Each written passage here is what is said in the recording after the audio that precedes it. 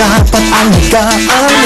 Ang iyong kalusugan, kapaligiran at kinabukasan. Wala ka nang hahanapin pa. Samahang todo at kay saya. Walang pagod na naglilingkod sa inyo. Sa unang hirit, unang-una ka. Sa unang hirit, servisyong totoo ang nasalang hirit. Ang saya-saya. Sa unang hirit, unang hirit, unang hirit, manguna ka.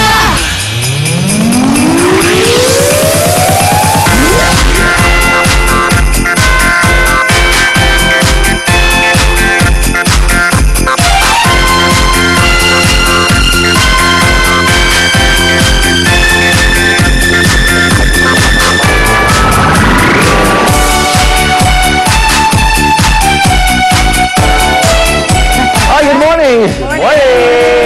Dito kami. Mabuti.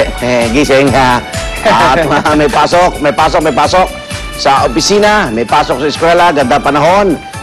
Pero may ano yata mamaya, rally, no? Abangan nyo mamaya yun. At alas 10, magkakaroon ng caravan. At baka yung dadaanan nyo maapektuhan, kaya dito lang kayo tumutok para alam nyo saan kayo pwedeng dumaan mamaya. Dito lang sa unang hirit. At tsak mapapasmile kayo sa Bakit? unang pambungad namin ngayon. Pagkain? Ang Saan? ating Christmas countdown. Yan ang pagkain. Yan ay dahil eksaktong 101 days na lang po. Pasko na. Kaya naman, siksik, liglig ang ating mga pamaskong gimmick this morning. At ang bida, ang paborito po nating pamaskong dekorasyon dito sa Pilipinas, ang kumukuti-kutitap na parol. Yes. Nakatambay tayo ngayon sa paggawa ng mga parol sa Las Piñas at ang balita, nagsisimula na maging mabenta muli ang mga parol doon. Kaya sa mga naghahanda na mag-decorate ng bahay dyan para sa Kapaskuhan, abangan niyo po yan mamaya ang mga pinakabagong disenyo ng mga parol ngayon. At heto pa, Ano? Ayan.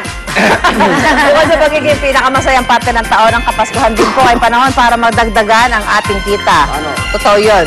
Eto ha, sa mga naghahanap ng Christmas business dyan, sisilipin din natin na isang paggawa ng Christmas baked goodies sa Bulacan at doon po makakapulot kayo ng tips kung paano kayo makakagawa ng masasarap na pambenta ngayong Pasko. Ako gusto ko simpleng parol lang, no? Basta may between lang. Between lang. Between lang yun, no? Parang tala. So, kumikititap. Okay, pero bago ang lahat ng yan, narito muna mga balitang dapat nyo malaman. Top Hirit!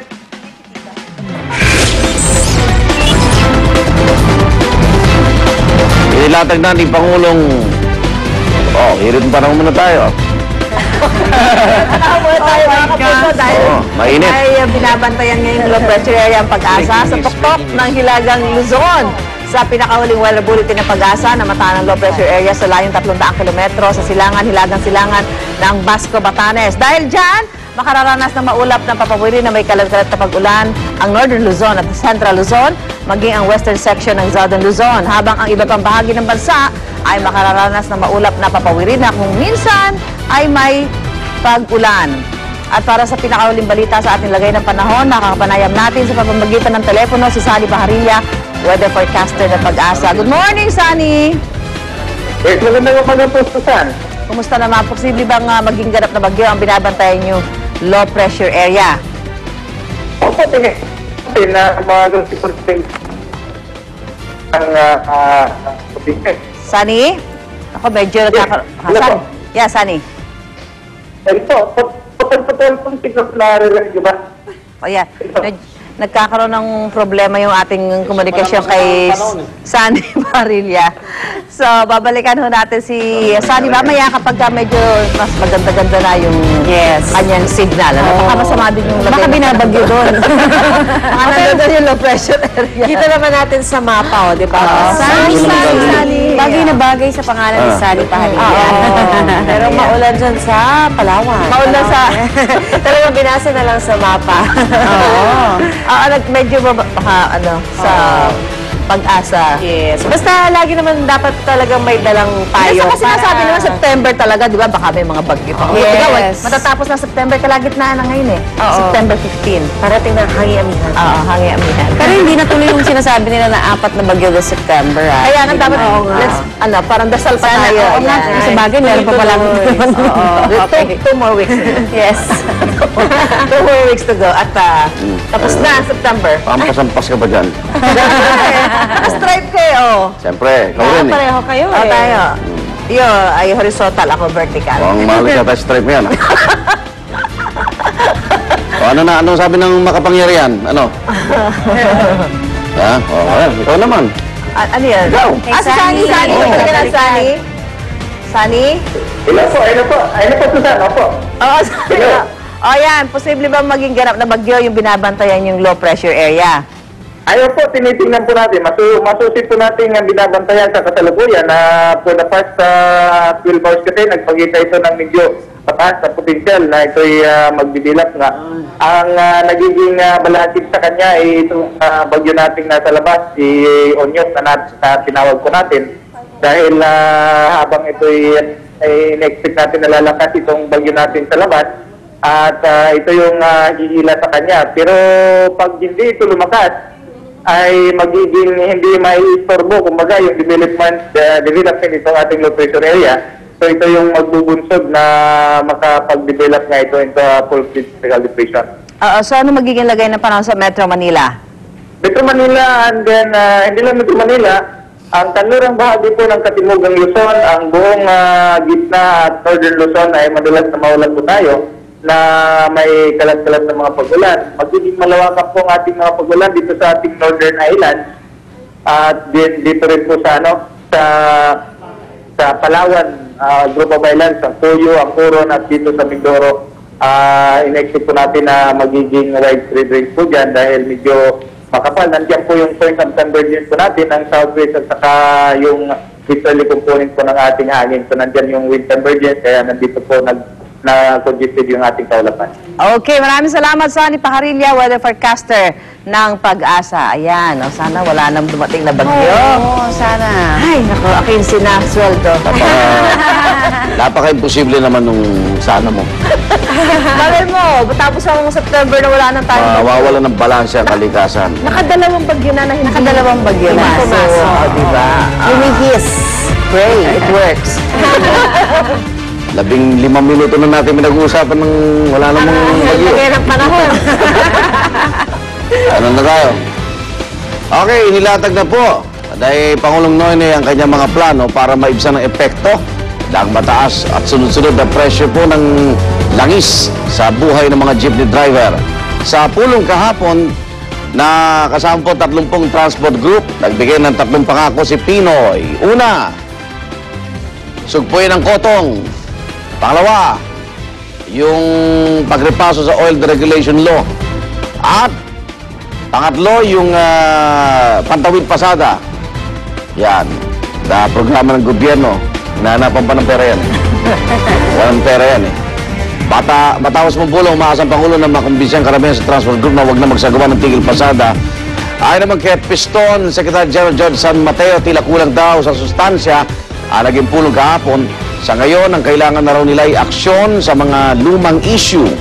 Matagal na raw nilang narinig na pag-aaralan ng oil deregulation law. Dahil dito tuloy daw yung strike ng Piston kasama ng ilang transport group. Nakadang i-anunsyo ngayong araw ng Piston na eksaktong petsa kung kailan gagawin ang kanilang baka pagkilos. Nagkaroon kayo ng pagkakataon magkaroon ng dialogue. Hindi naman daw binigay lahat eh. Diba? Lalo na yung mga VAT sa petroleum products. Ang sabi ni George San Mateo, parang courtesy call lang nangyari. Nagkawayo lang. Parang gano'n na, courtesy call lang daw. Tsaka napaka-imposible palang hindi alam ng Pangulo yung problema ng transport group. Naging congressman siya, naging senador. Lahat nga ng tao alam ang problema ng transport group. Matagal ng issue yan. Pero at least magpaganda yung dialogo, pero hindi, tuloy yata yung tigil pasada. Samantala, ito naman po, patuloy na ginigit ng mga kumpanya ng langis na walang overpricing sa kanilang mga produkto. Pero sa isang kumang pag-aaral ng Ibon Foundation, overpriced umano ng 20% ang presyo ng langis dito sa ating bansa. Questionable raw kasi ang ginagamit na formula ng Department of Energy sa pagmamonitor ng galaw ng presyuhan. Paliwanag ng DOE, ang presyo ng kada litro ng langis sa Pilipinas ay nakabase sa presyo sa Mean of Platts Singapore o MOPS kada bariles. Araw-araw itong itinatakda at nakadepende sa kung magkano ang bentahan ng refined fuel sa Asia. Pero dagdag din dito ang mga gastusin sa pagdadala sa Pilipinas ng krudo, gayon din ng excise tax na 4 na piso kada litro at 12% value-added tax at maging ang halaga ng foreign exchange. Nakakapekto rin daw sa presyuhan ng kompetisyon sa mga gasolinahan. Pero para po sa Ibon Foundation, hindi dapat ang Mean of Platts Singapore ang ginagamit na basehan ng presyo ng langis sa Pilipinas, kundi ang presyo ng Dubai crude. Naniniwala rin ang Ibon Foundation na may paraan ng gobyerno para pababaiin ang presyo ng langis kung gugustuhin lamang nito. Samantala, nakatakda namang magsagawa ng protest caravan ang South Luzon Bus Operators Association o SULBOA. Ngayong araw po yan para hilingin ang pagpapaliban sa nakaambang pagpapataw naman ng 12% value-added tax sa toll sa mga expressway. Ayon sa SULBOA, hindi pa raw kasi sila nakakabawi sa halos 300% na itinaas ng toll sa SLEX. Magtitipon-tipon ang grupo sa southbound lane ng Magallanes area ngayong alas 7:30 ng umaga bago tumulak pa Laguna kung saan lalahok naman ang 50 sasakyan. Pero ayon sa grupo, hindi raw magre-resulta sa pagkakaparalisa ng biyahe ang kanilang protesta. Dahil balik pasada agad ang mga lalahok na driver pagkatapos ng motorcade. Samantala, anumang araw ngayong linggo, posibleng ilabas na raw ng Toll Regulatory Board o TRB ang halaga ng dagdag singil sa toll. Titiyakin daw ng TRB na makatwiran at naaayon ang kinakailangang dagdag sa toll alinsunod na rin sa direktiba ng BIR. Kaya naman para sa pinakahuling balita sa isasagawang protest caravan sa South Luzon Expressway, nakatutok sa EDSA Magallanes si Love Aniver. Love, nandiyan na ba yung mga lalahok sa protest caravan kontra sa VAT sa toll? Nako, Connie, mukhang maya-maya pa yan, no? Kasi mga alas 7 pa yung kanilang assembly dito sa aming kinaroonan, dito sa may Shell Magallanes, sa South Luzon Expressway.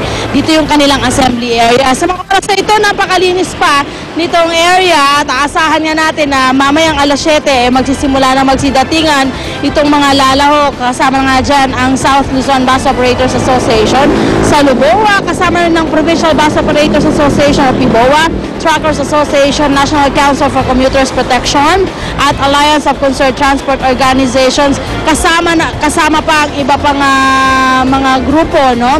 Ang motorcade ay sisimulan dito sa aming kinaroroonan at tuloy-tuloy yan, maglalakad sila dito po sa kahabaan ng South Luzon Expressway. Kaya i-expect na ng ating mga motorista na posible silang maipit ng daloy ng trapiko o kasamaan ng daloy ng trapiko kung sakasakaling mag-uumpisa nga itong motorcade dito sa area.